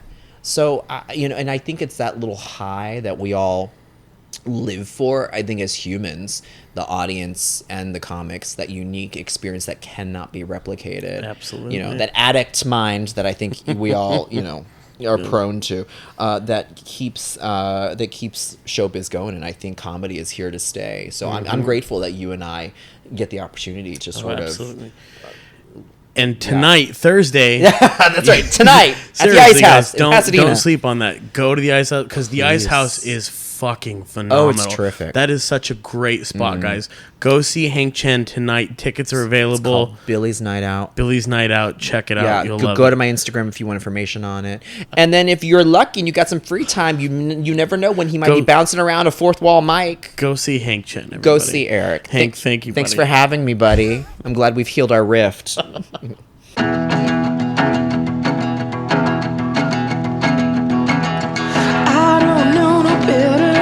All right, everybody, that was Hank Chen. I told you, it's impossible to not like that guy. I like him a lot. Anyways, tonight, go see him. He is at the Ice House. Check him out at Hankster Chen. That is his Instagram and his Twitter. Check him out. He's all over YouTube. He's got that movie coming out. Again, go see him at the Ice House tonight. Go see him. Tell him hello. Tell him he's wonderful. Tell him, God, Eric's such an asshole. You handled him with zeal.